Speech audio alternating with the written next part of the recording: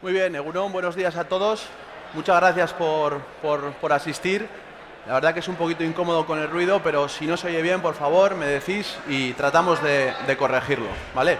Bueno, como bien decía, yo soy Miquel Mendiola, soy socio responsable del Departamento de Fusiones, Adquisiciones y Capital Riesgo del OSOM y bueno, pues una de nuestras especialidades es el asesoramiento tanto a startups como a fondos de inversión en las tomas de participación en empresas, ¿vale? Y hoy vamos a hablar sobre una de las herramientas esenciales en estas tomas de participación y no es otra que el pacto de socios, ¿vale? Entonces, nosotros, ¿cómo vemos el pacto de socios? Somos abogados, pero en realidad lo que somos es parte de las operaciones, ¿vale? Dentro de nuestra filosofía está el ser la herramienta necesaria, bien para los fundadores, bien para los inversores, para poder llegar a cerrar la operación, ¿vale? Entonces, nuestra filosofía es, somos una herramienta que pretendemos ser útiles, bien para vosotros, bien para el fondo al que estamos representando, ¿vale? ¿Por qué digo esto? Porque negociar una ronda de financiación es un juego de equilibrios, ¿vale? Aquí no se trata de ganar 10-0, no es como un partido de fútbol. ¿Por qué? Entre otras razones porque luego vais a ser socios, es decir, los promotores fundadores vais a ser socios de los inversores. Por tanto, el pacto de socios lo que tiene que tratar es de ser un documento equilibrado que refleje una buena convivencia entre los fundadores y los inversores. Súper importante, ¿vale? No es un partido de fútbol en ese sentido. El día de mañana os vais a sentar juntos en el mismo barco y vais a remar. Cada uno aportando lo que le corresponde, pero vais a remar juntos. O al menos ese tiene que ser el objetivo de un pacto de socios. O al menos esa es la razón por la cual vosotros queréis recibir inversión y los fondos os lo quieren aportar, ¿vale? Entonces, de hecho, yo siempre pongo el mismo ejemplo. No es lo mismo una compra-venta de una empresa que el cierre de una ronda de financiación. ¿Alguien sabe decirme la diferencia en este sentido del que estamos hablando en cuanto a la filosofía de la operación en relación con remar juntos o no remar juntos? ¿Alguien se atreve? ¿Qué diferencia fundamental hay? Cuando alguien te invierte, se convierte en tu socio y va a estar contigo en el capital remando. Cuando alguien te compra, ¿también es tu socio? Si hay una compra del 100%, ¿es tu socio? No, si hay una compra parcial del 60, 70, 80, sigue siendo tu socio, ¿vale? Pero por eso digo siempre que dependiendo en qué tipo de operaciones estamos, tenemos que tener un ángulo u otro. En las operaciones de ronda de financiación, siempre el mismo, enfoque de algo equilibrado, algo razonable, que proteja los intereses de los fundadores, pero también que tenga en cuenta los de los inversores, porque si no, el día de mañana es, digamos que, un caldo de cultivo que incita a la fricción entre unos y otros. ¿Y una startup con fricción qué es? Vosotros lo veis. Bastante preocupados estáis de que el negocio vaya bien, hacéis un juego de malabares entre estoy con el negocio, con la venta, con el mercado, con el cierre de la ronda de financiación, no llego a todo. Y resulta que he conseguido meter inversión dentro de la compañía, que ya más o menos me quedo tranquilo para enfocarme en desarrollar el negocio, y resulta que, joder, hay asuntos que no he regulado de forma equilibrada y empieza a tener ruido, ¿vale? Y ruido en una empresa grande puede ser gestionable. Ruido en una startup es desenfoque del día a día, no sigues en el desarrollo del negocio y todo eso siempre es malo, ¿vale?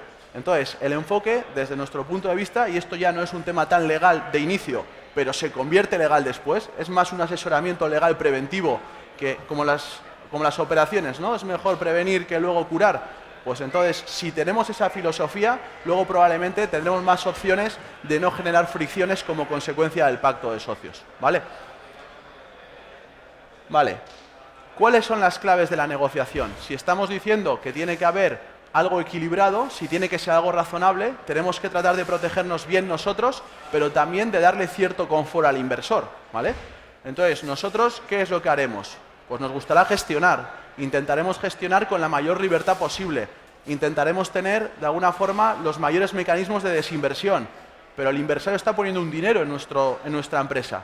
De modo que el inversor querrá tener un control mínimo sobre lo que se está haciendo, ¿no? Pues donde radica el juego de equilibrios es precisamente ahí, en intentar ser razonables a la hora de proteger nuestros intereses y también los del inversor.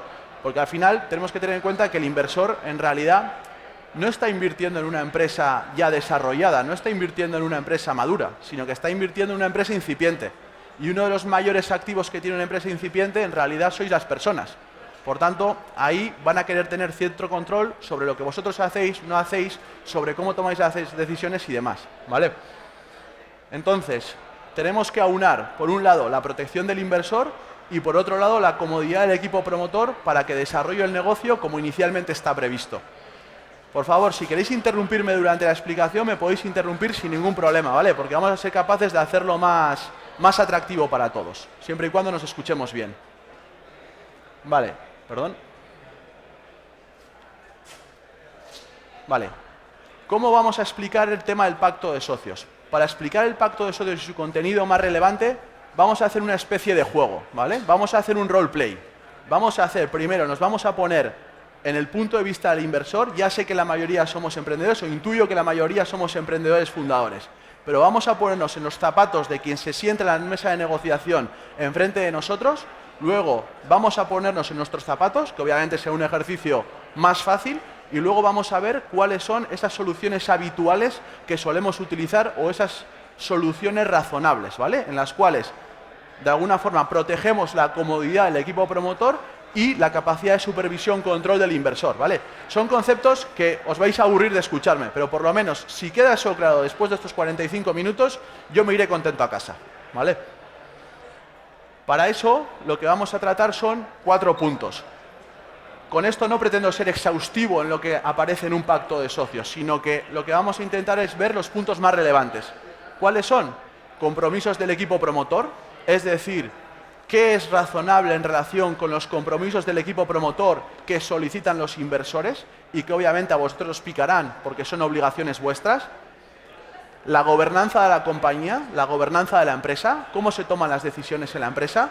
Generalmente los que habéis recibido una inversión, sobre todo si es un fondo sofisticado, si es un venture capital, lo lógico es que tengáis un consejo de administración, salvo que estéis en un momento muy incipiente, ¿vale? Si estáis en ese momento y luego os desarrolláis más, lo lógico es que tengáis un consejo de administración. Por tanto, ¿cómo se toman las decisiones en el consejo? ¿Cómo se toman las decisiones en la junta general? Luego pasaremos a hablar sobre las transmisiones de participaciones, la desinversión, que muchas veces pasamos esto de puntillas, pero en realidad el fin último de la gran mayoría de startups, ¿cuál es? Generalmente. Generalizar conlleva equivocarse, pero ¿cuál es? Gestionar la compañía hasta que tengáis 65 años, 75 dentro de unos años, vender la compañía, ¿cuál es? Vender, generalmente. Pues si no prestamos atención en el pacto de socios a los mecanismos de desinversión, podemos estar trabajando durante toda nuestra vida para luego no optimizar esa desinversión. Así que ojo con lo que ponemos en el pacto de socios en relación con los mecanismos de desinversión, porque eso nos puede facilitar la vida el día de mañana, complicárnosla, ¿vale? De hecho, la mayoría de fondos, una de las cosas que miran es, perfecto, yo aquí acabo de entrar, pero ¿cómo puedo salir? ¿Vale? No en operaciones de venture capital, pero en operaciones de private equity. Yo tengo un cliente, un señor mayor italiano, que lo que me dice es, Miquel, cada vez que cerremos una operación de compra, es un fondo. Entonces se dedican a comprar empresas, de alguna forma generan valor y luego las venden. Cada vez que vayamos a hacer una compra de una empresa, yo siempre te voy a hacer la misma pregunta antes de firmar. ¿Cómo voy a salir? ¿Cómo puedo salir? Explícame desde ya cómo puedo salir el día de mañana. Porque entrar para no poder salir, a mí como fondo, este es un fondo de private equity, no me sirve de nada. ¿Se entiende el concepto? Y por último, ajustes de valoración, ¿vale? Vamos a mirar determinadas cláusulas que son muy habituales en el mundo del venture capital, que probablemente sean menos habituales en empresas más tradicionales o en inversiones de private equity, ¿vale? Que generalmente suelen ser empresas más maduras. Entonces, si os parece, empezamos con el juego, ¿vale? Acordaros, vamos a hacer planteamiento inversor, planteamiento de promotor, dónde está el equilibrio, es decir, las soluciones habituales en relación con estos 4 temas.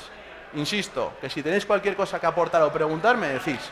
Dejadme coger un poquito de agua, por favor, que vengo de otra charla y tengo la boca seca.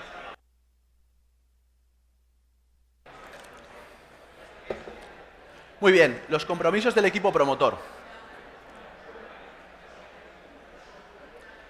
Vale. Generalmente, el inversor cuando invierte en un equipo, ¿vale? Y lo que quiere es que ese equipo esté fully committed. Lo que decía antes, al final una startup, sobre todo en los momentos más incipientes, no deja de ser el equipo y la tecnología que pueda llegar a tener y su modelo de negocio, pero sobre todo en lo que invierte el inversor suele ser el equipo. Entonces necesita que ese equipo esté absolutamente fully committed, ¿vale?, en el desarrollo del negocio de la empresa y que esté junto a él, que esté junto al inversor, ¿vale? Es lo que va a querer. ¿Por qué? Porque empresas, las startups, son terriblemente sensibles a cualquier movimiento que haya. Una empresa ya con cierto nivel quiero decir cierto crecimiento, cierta consolidación y demás, si sopla un poquito de viento probablemente ni lo note. Pero una empresa como una startup, a la mínima que sopla el viento, probablemente se muevan los cimientos, ¿vale? Entonces, lo que el inversor tiene claro eso y lo que necesita es que ese equipo promotor sea totalmente responsable, esté fully committed con la empresa y con él, ¿vale? Por eso establece una serie de obligaciones o tiene una carta a los Reyes Magos en relación con los compromisos que quiere que el equipo de promotor asuma, ¿vale? ¿Por qué? Porque si no, su inversión no vale nada. Es decir, si os ha reconocido una valoración pre-money de 4 millones, ha metido 1 millón y ha cogido un 20% de capital y el día de mañana resulta que vosotros os hace una oferta a Microsoft de 250.000 euros y os marcháis, ¿qué pasa con su inversión? ¿Qué es lo que ocurre? No vale nada. No vale nada, ¿vale? Entonces, estos compromisos tienen sentido y este es el racional por el cual los piden, ¿vale? Básicamente, lo que ellos quieren es que el equipo promotor se quede mientras ellos están en la compañía. Otra cosa es que luego las soluciones habituales o que nosotros como fundadores estemos dispuestos a aceptar eso, ¿vale?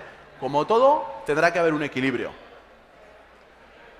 En cambio, el equipo promotor lo que dice es, oye, yo entiendo, me parece muy bien que tú entres en mi capital social y que tengas unos compromisos que quieres que yo asuma, pero, joder, esto no puede ser indefinido, esto no puede ser eternamente.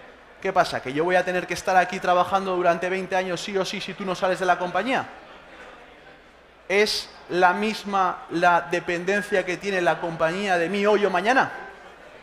Si es la misma, algo mal estamos haciendo. ¿Vale? ¿Veis por dónde voy? ¿Qué es lo que ocurrirá ahí? Que irá disminuyendo, ¿vale? Entonces, ¿dónde suele haber las soluciones habituales? Aquí hay 3 tipos de compromiso que los inversores suelen querer que los promotores asuman.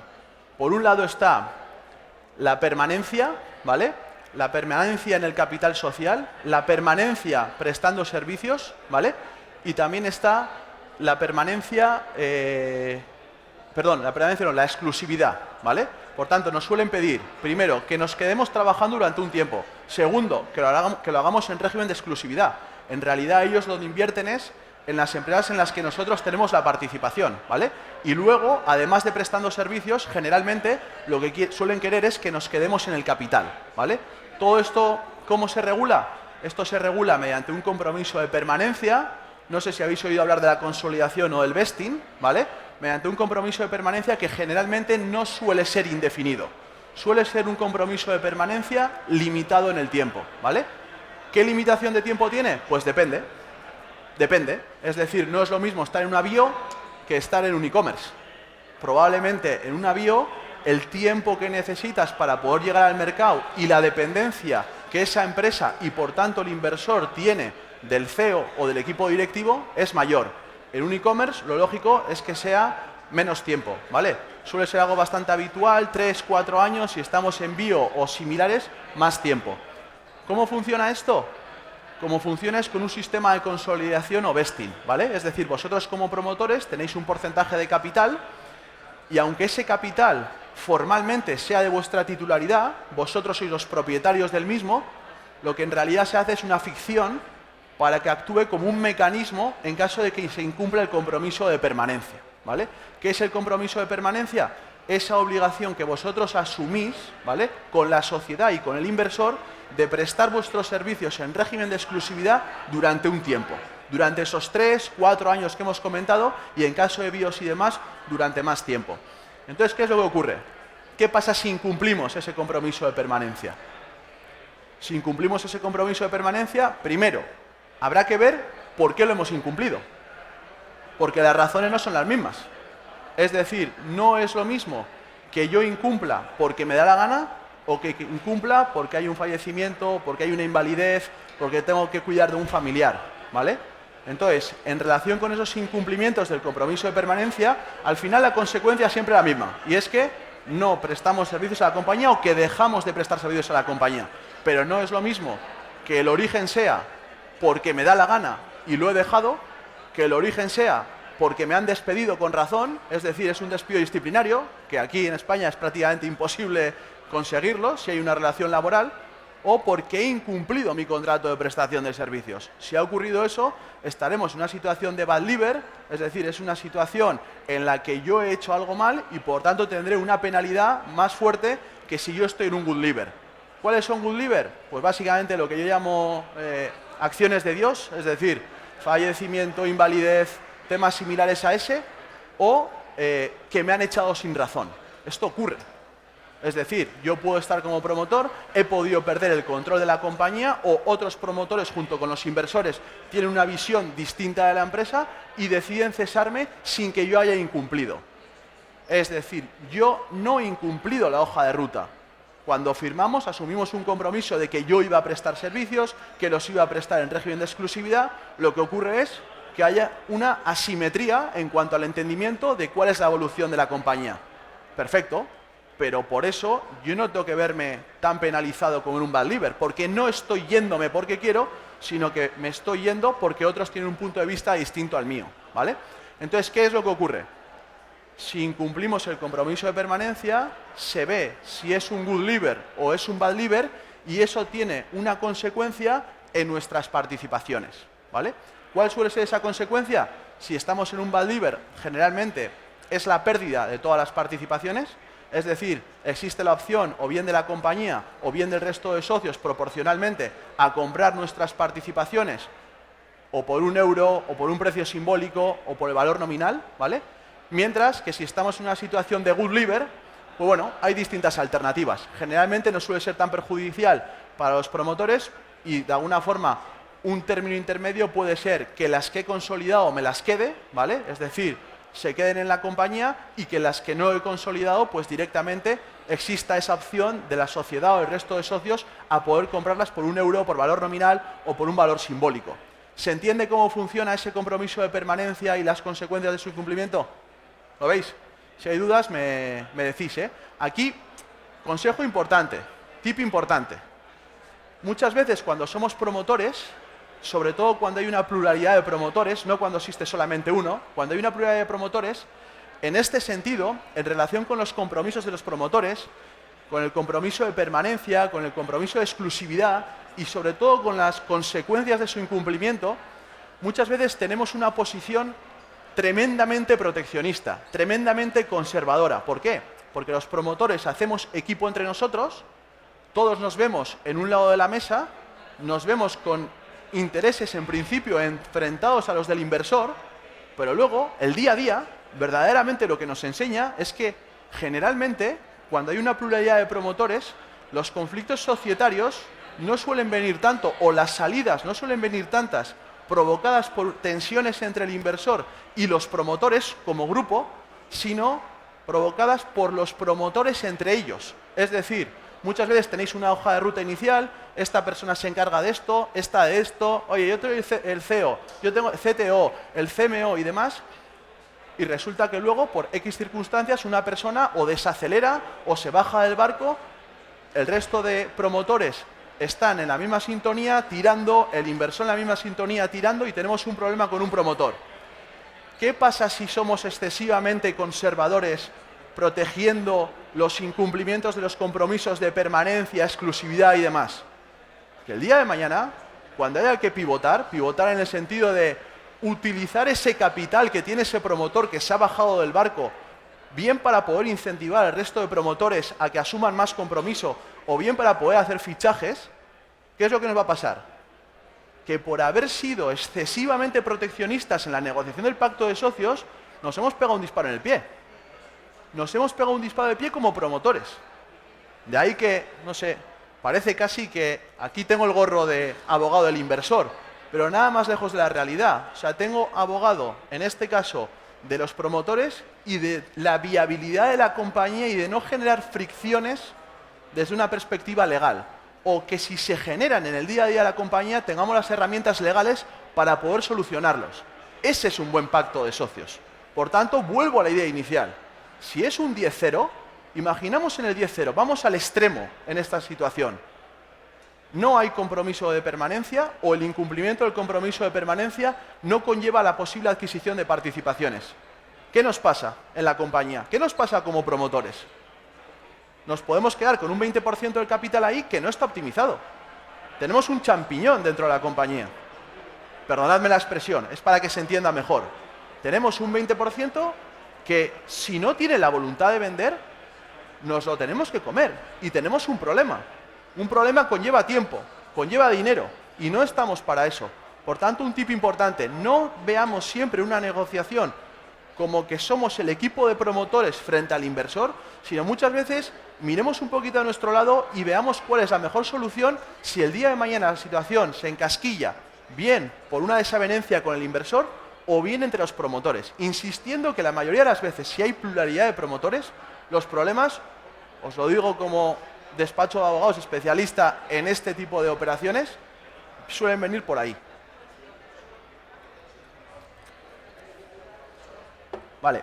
Luego también se pide, además de la permanencia en la prestación de servicios, la permanencia en el capital social, es decir, los promotores no pueden vender durante X tiempo, ¿vale? Se llama el lock-up, y la exclusividad. Oye, como inversor os necesito que estéis 24 horas, 24/7 pensando en esto. No puede ser que tengáis side projects que en este momento os desvíen la atención, ¿vale? Generalmente esa exclusividad tiene excepciones.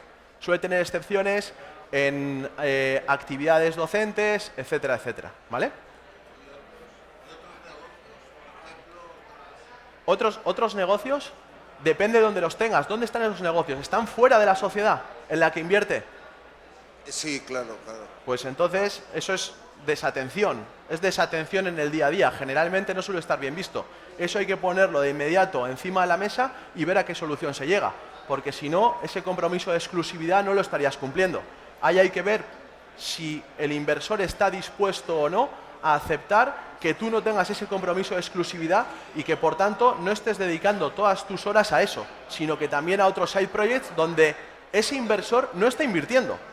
Es decir, tenemos que entender que el inversor está invirtiendo en una compañía contigo fully committed con esa compañía. Pero si tú además tienes otra cosa adicional a esa, ese inversor no está poniendo su dinero en ese otro proyecto. Entonces lo que va a querer es que tú estés 24/7 en el que ha invertido. Sobre todo cuando además son compañías que son tan dependientes de vuestro trabajo. Por tanto, si lo tienes, coméntalo, y si lo comentas y te lo aceptan, importantísimo, dentro del compromiso de exclusividad, exceptuarlo. No se considerará un incumplimiento del compromiso de exclusividad esto. Generalmente, ¿qué se acepta de forma bastante fácil? Actividad docente, este tipo de cosas que al final muchas veces redundan en beneficio del negocio. ¿Vale? Vale, esto en relación con la no competencia. La no competencia, el planteamiento del inversor suele ser el mayor tiempo posible. La no competencia es no poder dedicarte a actividades competidoras a la empresa en la que estás, ¿vale? Entonces, generalmente lo que suele ser es que la competencia se aplica mientras los promotores son socios de la compañía y durante un plazo de 2 años desde que dejan de serlo. Si esa no competencia viene por vuestro contrato de prestación de servicios, generalmente suele estar en el pacto de socios, pero también en vuestro contrato de prestación de servicios. Ahí que sepáis que tiene que ser retribuida, si no, no es válida, ¿vale? Como prestadores de servicios. Importante. Vale, esto es lo que se suele... La gobernanza. Hemos pasado de los compromisos de los fundadores, que acordaros que son permanencia, exclusividad, la permanencia prestando servicios, permanencia en el capital, exclusividad en relación con la prestación de servicios y no competencia, ¿vale? Ahora a la gobernanza. Claro, las compañías tienen una gobernanza que seguramente se lleva a cabo desde el órgano de administración, que suele tener la forma de consejo de administración. Generalmente los fondos os suelen entrar en el consejo de administración, ¿vale? Y luego en la Junta General. El Consejo de Administración son decisiones estratégicas de la compañía, pero más del día a día, ¿vale? No es el día a día, sino decisiones estratégicas de gestión.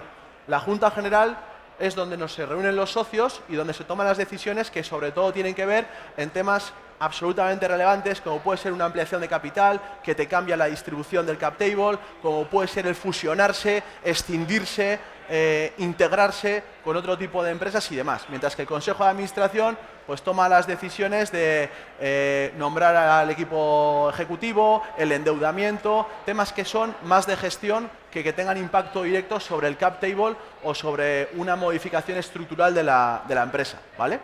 Entonces, el planteamiento del inversor, ¿cuál va a ser? El planteamiento del inversor va a ser, oye, yo estoy invirtiendo dinero en esta compañía, por tanto voy a necesitar herramientas para poder hacer una supervisión, control de cómo se lleva, de lo que se está haciendo, ¿vale? De ahí que quiera tener presencia en el Consejo de Administración, porque dentro del Consejo de Administración, además de tener responsabilidades, porque tiene la responsabilidad de administrador, tiene derechos, ¿vale? Porque todo administrador tiene un derecho universal de información de la compañía.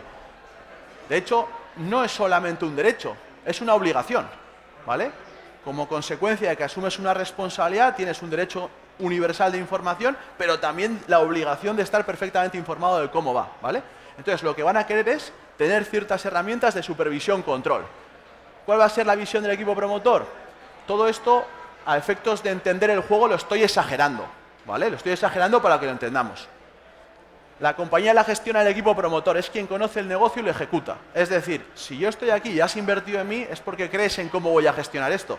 Por tanto, mi deseo, en principio, sería intentar gestionar la compañía de la forma más libre posible, ¿vale? Planteamientos de uno de supervisión, control, y de otro de intentar tener libertad para poder gestionarlo, ¿vale? ¿Qué pasa? ¿Cuáles son las soluciones habituales? Pues como siempre la virtud está en el medio, ¿no? Suele estar en el medio.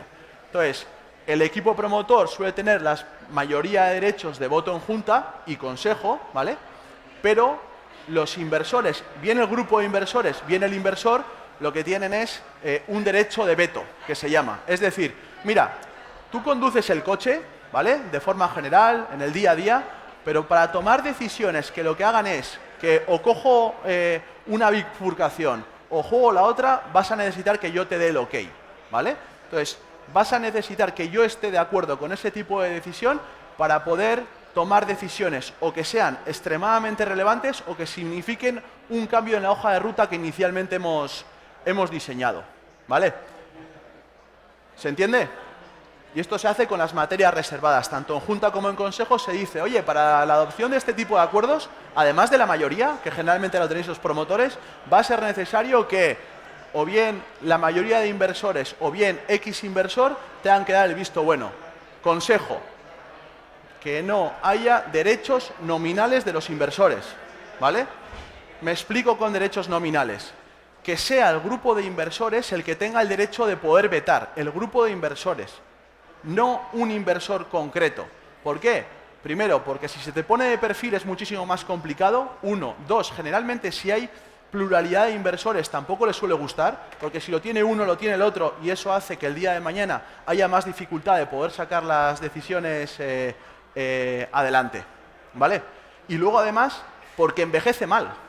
Es decir, el pacto envejece mal. Si tú tienes un pacto donde pone que fulanito tiene un derecho de veto, igual se lo has dado porque representa la mayoría de la participación de los inversores.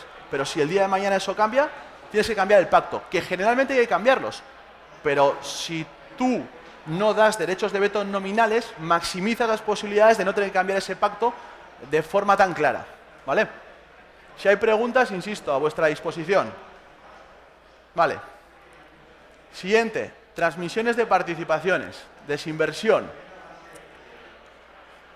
Generalmente no. Los fondos de capital riesgo entran ¿para qué? Para luego poder salir, ¿no? Lo que decíamos antes. Al final hacen una inversión, lo que se trata es de acompañar al equipo promotor en la maximización de valor de la compañía, en la creación de valor, pero luego, si es un fondo regulado como tal, tendrá que salir antes o después. Por tanto, lo que van a querer es, yo siempre lo digo igual, van a querer estar así en la rampa de salida para en cualquier situación de desinversión estar en una perfecta posición, ¿vale? Y esto es algo absolutamente legítimo, ¿vale? Pero luego está la visión del equipo promotor.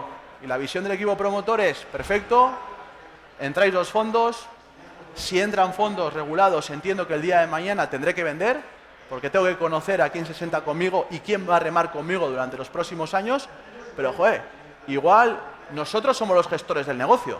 Yo, además de los gestores, generalmente somos los socios mayoritarios del negocio. Yo quiero tener control sobre cuál es el momento adecuado de la venta. No quiero estar a expensas de lo que decida un inversor que además es socio minoritario, es verdad que ha puesto su dinero, pero que además es socio minoritario y tener que acomodarme a su timing. Yo quiero tener esa capacidad de poder decidir cuándo vendo, ¿vale? Insisto, el juego de equilibrios que estamos viendo es lo que le gustaría a uno, lo que le gustaría a otro y luego dónde nos solemos encontrar, ¿vale? Insisto que exagerando un poquito, haciendo un roleplay. Pues, ¿dónde puede estar ese entendimiento? Si el equipo promotor tiene la mayoría y quiere tener cierto control sobre cuándo vende, puede tener un derecho de arrastre, ¿vale? El derecho de arrastre es el derecho que tiene bien un socio, bien un grupo de socios, a obligar al resto a vender la compañía, ¿vale? En los mismos términos y condiciones que los socios que lo ponen en marcha, ¿vale? Entonces, podéis decir, bueno, joder, si nos obligan, poneros el gorro de inversor, si nos obligan a vender en los mismos términos y condiciones en los que venden ellos, harán una buena venta. ¿El precio de entrada es el mismo? ¿El precio de entrada del equipo promotor y el precio de entrada de los inversores es el mismo?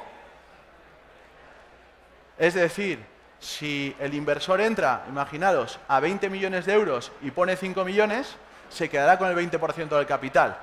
Y al año siguiente se vende la compañía por 15 millones.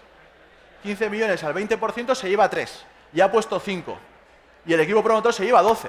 ¿Es un mal deal para el equipo promotor? ¿12 millones al bolsillo? No es un desastre, ¿no? ¿Para los inversores es un desastre o no? Es un desastre, ¿no? Entonces, hay que ponerse en los zapatos de todos. ¿Cómo se puede solucionar esto? Primero, si somos capaces que los inversores nos dejen a los promotores que tengamos un derecho de arrastre, que pulsemos nosotros el botón unilateralmente y podamos obligar a todo el mundo a vender, generalmente suele ser con un precio mínimo, ¿vale? Ese precio mínimo puede venir dado por un precio que ponemos así porque hemos llegado a un acuerdo, por un múltiplo en cuanto a la valoración pre-money de la compañía, puede ser una TIR, puede ser lo que sea.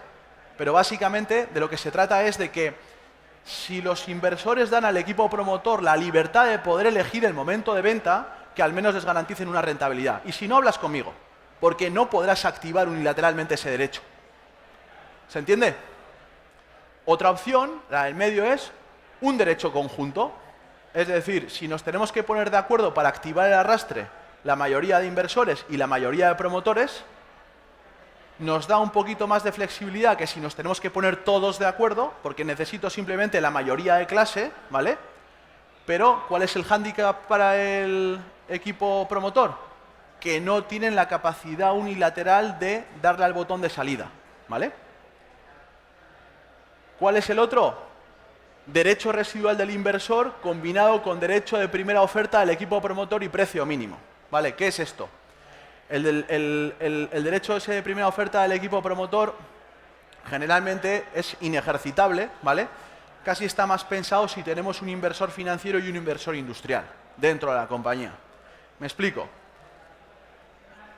Al final aquí lo que nos puede ocurrir es, queremos vender, pero tenemos un inversor industrial y un inversor financiero en la compañía. La naturaleza y el gorro de esos inversores es muy distinto, ¿vale? O generalmente es muy distinto. ¿Por qué? Porque la tesis de inversión de un inversor industrial y de un inversor financiero no tiene por qué ser la misma. Un inversor financiero puede tener una tesis de entrar, aportar valor, que crezca la compañía, vender, maximizando la rentabilidad financiera, mientras que un inversor industrial puede tener la capacidad o la tesis de inversión o el objetivo de decir, bueno, yo entro aquí, quiero ver atalaya tecnológica, quiero ver por dónde se mueven las cosas, pero claro, si el día de la mañana esa compañía va bien y se quiere vender, ¿qué va a decir el socio industrial? Imaginémonos que se quiere vender a un competidor del socio industrial y se vende al competidor del socio industrial. a los directivos, a los responsables de ese socio que han tomado la participación en la compañía, alguien les va a tirar de las orejas. O sea, ¿qué pasa? Que hemos sido los primeros en ver la oportunidad, hemos sido los primeros en invertir en la empresa, hemos sido los que hemos estado ahí remando junto con el equipo promotor y el resto de inversores, y resulta que nuestra competencia nos lleva se lleva el deal. ¿Ellos qué es lo que van a querer? Lo que van a querer es tener un derecho de adquisición preferente. Es decir, lo que van a querer es, si aquí hay una venta de esta compañía, yo tengo que tener la capacidad de poder igualar el precio y quedarme con la compañía. Vale. Pero los que estamos en este tipo de operaciones, no los que estamos solamente en el Venture Capital, sino los que estamos en operaciones de Private Equity, lo que sabemos es que si tú quieres maximizar tus opciones de monetización, tú necesitas ir limpio a una venta. Es decir, ni un comprador o muy pocos compradores van a incurrir en gasto, en tiempo, dinero, due diligence, asesores y demás para analizar la compra de una compañía, ¿vale? Si luego uno de los socios internos, cuando todo el trabajo esté hecho, pueda levantar la mano y decir, ¿cuánto? Tanto. Perfecto, me la quedo yo. ¿Qué significa eso? Que no entrarán en ese tipo de operaciones o que tendrán más dificultad de entrar en ese tipo de operaciones, por tanto, minimizamos nuestras opciones de desinversión y monetización. ¿Vale? Entonces, joder, tenemos un juego complicado, porque el inversor financiero va a querer vender y maximizar a quien sea, mientras que el inversor industrial lo que va a querer es tener esa opción de quedarse con la compañía antes de que entre nadie. Y nosotros, como promotores, vamos a querer vender también. Entonces, ¿cómo conjugamos todo esto? Es difícil, ¿no? ¿Cómo lo hacemos nosotros? Nosotros lo hacemos con... Antes de que nadie pueda ejercitar un derecho a arrastre, ¿vale?, se abre un derecho de primera oferta, generalmente a favor de los socios industriales. Es decir, se levanta la mano y se dice, tenemos un acuerdo suficiente en relación con quienes queremos vender para poder ejercitar el derecho a arrastre, ¿vale? Ahora bien, antes de ir al mercado, socio industrial, ¿quiere usted comprar la empresa? Sí, perfecto. ¿A qué precio? A este. Si estamos de acuerdo, ya está. No hay que sacar la empresa a mercado. Más fácil para todos. Sí, a este. No estamos de acuerdo. Es entonces cuando, si el precio del industrial no nos satisface lo suficiente, tenemos la capacidad de arrastrarle siempre y cuando consigamos una oferta de mercado superior, generalmente suele haber un markup, superior en X% a lo que ese inversor industrial ha ofertado. ¿Qué conseguimos de este modo? Conseguimos que ese inversor industrial tenga la capacidad de poner la oferta encima de la mesa antes que cualquiera, pero a su vez los intereses del equipo promotor y los inversores financieros de maximizar el precio de venta, porque si no están de acuerdo con esa oferta del industrial, se irán al mercado y si consiguen una oferta superior serán capaces de arrastrar. Por tanto, tendrán ese derecho de poder arrastrar si no les satisface el precio ofertado por el industrial, ¿vale? Bueno, y luego también en las ventas, el derecho de acompañamiento, ¿vale? Generalmente el derecho de acompañamiento es el derecho que tiene unos socios a poder acompañar a otros en la venta, y ese derecho de acompañamiento puede ser proporcional o puede ser preferente. Proporcional es, si hay un socio que vende el 50% de sus participaciones, yo tengo derecho a meter el 50% de las mías dentro del paquete que le compra el tercero. Mientras que el preferente, que muchas veces lo suele pedir el inversor, suele tener lugar cuando hay un cambio de control. Es decir, el inversor es un socio minoritario. Imaginaos que se produce la venta del 51%. Joder, la empresa no está controlada por los mismos propietarios en los que invirtió ese inversor. Entonces el inversor generalmente lo que dice es, oye, si vosotros, equipo promotores, hacéis una venta de más del 50%, yo quiero tener la capacidad de poner no solamente mi parte proporcional, sino todo mi equity en esa salida. Quiero tener el derecho. Otra cosa es que lo haga. ¿Por qué? Porque me estás cambiando las reglas de juego. Te estás saliendo antes que yo. Y el capitán es el último que sale del barco. Yo invertí en ti. Si tú dejas esto en manos de un tercero al que yo no conozco, quiero tener la posibilidad de salirme. Si me gusta el tercero me quedaré, si no ejercitaré esa palanca. Vale. Y luego, en este tipo de operaciones, también se suelen producir ajustes en la valoración. ¿Vale? Ajustes en la valoración que suelen venir cuando hay ampliaciones de capital sucesivas o cuando se produce una salida de la compañía, un evento de liquidez de la compañía, una venta, por ejemplo, ¿vale? El planteamiento del inversor, ¿cuál suele ser? Oye, yo estoy invirtiendo y te estoy comprando una valoración pre-money, ¿vale? Generalmente esa valoración pre-money, a mí me gusta distinguir entre valor de inversión y valor de venta. Generalmente esa valoración pre-money nadie te la va a pagar si no es mediante ampliación de capital. Es decir, si hay una valoración pre-money en un estadio inicial de 5 millones, es raro que alguien te pague a ti 5 millones para que te los lleves al bolsillo. Te reconocerán la valoración pre-money de 5 millones para meter una inversión, porque lo que están teniendo en cuenta es la potencialidad, ¿vale? ¿Qué pasa? Que al final en este tipo de negocios, como se está teniendo en cuenta la potencialidad de ese negocio, generalmente las valoraciones son más altas de lo que esa compañía vale en una venta en ese momento. Por tanto, ese inversor necesita protegerse el día de mañana para si las cosas no van como en principio deberían ir o como se ha hablado que vayan, ¿vale? Claro, ¿qué pasa? El equipo promotor dice, o puede decir, insisto, que estamos en el roleplay. Joder, tú hemos llegado a un acuerdo en una valoración, tú asumes el riesgo, que para eso estás invirtiendo en una empresa, ¿no? Por tanto, el día de mañana haremos todo y distribuiremos todo en base a la participación en el capital que tenemos cada uno de nosotros, ¿vale? ¿Dónde suele estar el término medio?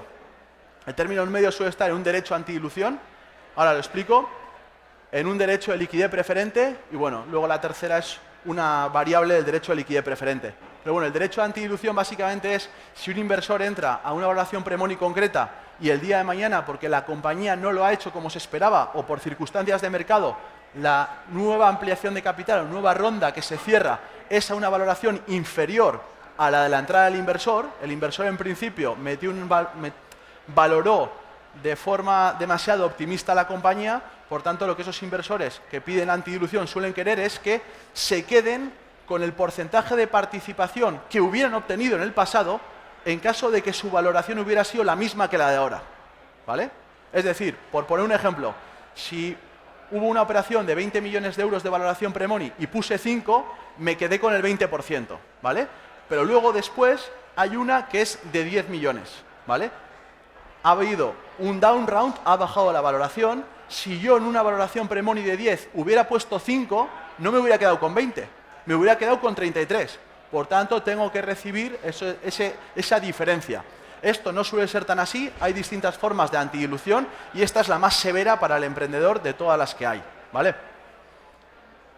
Y luego el derecho de liquidez preferente. El derecho de liquidez preferente es en caso de venta de la compañía. En caso de que se produzca una venta de la compañía y esa venta se produzca a una valoración inferior a la valoración pre-money de la entrada del inversor, generalmente el inversor lo que suele decir es, si se vende a pérdida, entendedme, en ese caso vamos a hacer una cola a ver quién cobra primero y primero soy yo el que cobra y después de haber recuperado yo mi inversión, recuperaréis los demás, ¿vale? En base a vuestra participación en el capital social.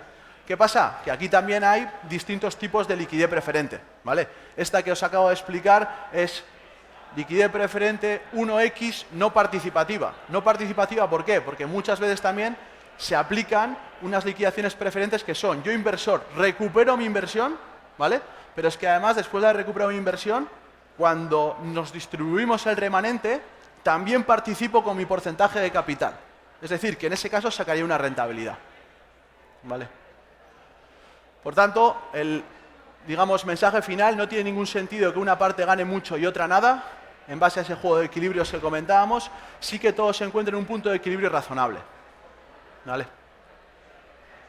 Con 2 minutos de retraso, pero bueno, en principio lo hemos visto todo. ¿Alguna duda que tengáis? ¿Aclaración? ¿Comentario? No. Bueno, espero no haberos aburrido. Hola. Hola, quería preguntarte que qué pasa si el inversor decide vender la compañía antes de que el promotor haya consolidado todas sus participaciones. Generalmente se produce una consolidación anticipada. Es decir, esa consolidación, ese vesting, está hecho para en caso de que haya un incumplimiento en la hoja de ruta. Hemos establecido como hoja de ruta, oye, tú te vas a tener que quedar como mínimo X tiempo, ¿vale? Pero resulta que antes de que termine ese tiempo, la compañía ha desempeñado correctamente y se ha vendido bien. Por tanto, tu aportación ha sido la adecuada. Por tanto, se produce la consolidación anticipada de esas participaciones. Eso significa que el promotor venderá todas sus participaciones. Vale. ¿Entendido? Sí, gracias. Muy bien. ¿Nadie más? Pues muchísimas gracias por vuestra atención. Vale. Gracias.